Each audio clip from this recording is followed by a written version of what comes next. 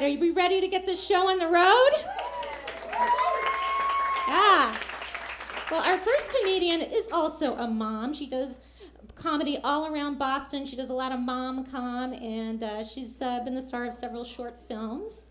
Very funny lady. Please give a warm welcome to Erika Welch.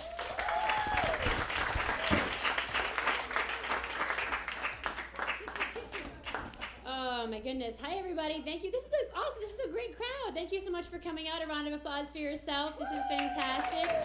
It's so nice to see everyone out and about. I am doing something a little bit, it's actually warm up here in this little vest that I have on it's my attempt to be more interesting. And I thought a fuzzy vest with faux fur makes me seem more interesting. I used to have all of these hopes and dreams, and I was passionate about all of these things and politics and everything else, and I literally found myself talking to my husband last night, and the only thing I could come up with was, guess who has lice? like that's it. That's out of all of the news. That's all I could come up with out of everything that was going on. And now the other major concerns that I have in my whole life now are: will the DVR record The Good Wife? And that is, and will the one bra that I have that fits me still actually be in the wash on the top when I pull it out? It's a little shocking. But I know there's so many fantastic comics here tonight, and all storytellers and everything else. But I want to tell you one quick funny story which happened recently. Is like Michelle said, I have 3 kids, and we had a hard time getting pregnant to begin with, and I ended up at an acupuncturist, and his name is Dr. Zhang. I highly recommend him. And I walk into the office, and there's 10 pregnant ladies sitting in this podiatrist office. But he's an acupuncturist, and I said, this is pretty impressive. And he goes, you see these ladies? I get all these ladies pregnant. I get all these ladies pregnant. So I went once, got pregnant with Ted, who's now 5, and pregnant again with Samantha. And then I went for some skin issues, and I got pregnant with our 3rd. So I think there's a language barrier, so I think he's kind of a one-trick pony. Like, if you go to him, make sure you want to have a fucking kid, because you're gonna end up pregnant.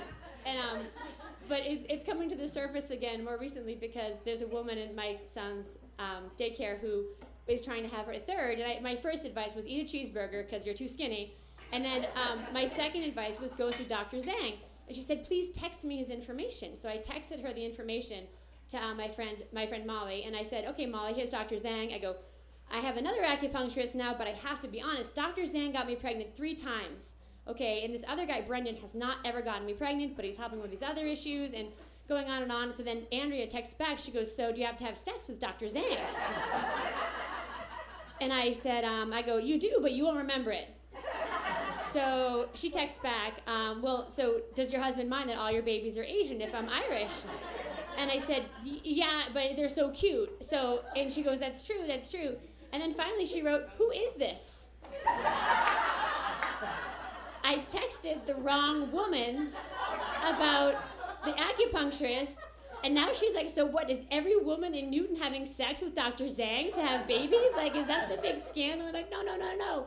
And so I kind of got blown up there, but then I texted, and I was like, I knew it couldn't have been the real Molly, because she had such a funny way about her, and I was like, oh, the real Molly is so serious that something was off all along the pike. But when you do go into the realm of 3 kids, you have to upgrade and change everything.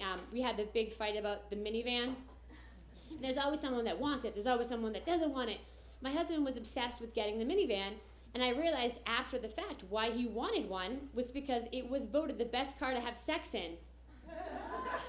It's true. It actually, if you go online, Toyota Sienna, you can actually have sex in this minivan. And there's a story, if anyone is from Newton, he actually saw a couple having sex in the front seat of a minivan outside the Cherry Tree, which is on Washington Street. It really does exist. And he was visibly upset. And I said, why are you so upset about a couple having sex in the minivan? He goes, well, they were in the front seat.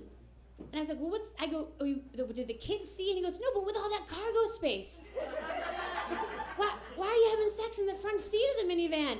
And I looked at him and I said, have you ever seen the back of a minivan? right? Like, if you come home with a Cheerio on your ass and a juice box up your butt, I know you're having an affair. Like, if you're gonna have sex, have it in the front seat of the minivan. Like, you don't even want to know the rotten milk smells that you can't get out if you're doing it back there. So it's a bone of contention. We haven't christened it yet, but I do rent it out for a 45-minute interval to some of the neighborhood kids at LaSalle College. It is it's lucrative. You got to make those payments somehow. Because Dr. Zhang should be giving me a kickback, but he's not. There are so many amazing comics. There's probably at least 11 other women back there, so I'm going to get off the stage now and let you kind of continue your journey on with all these amazing women and give it back to Michelle. And I literally don't think I took a breath because I was so anxious about all the other women that need to get up here. But Michelle, thank you so much and enjoy your night.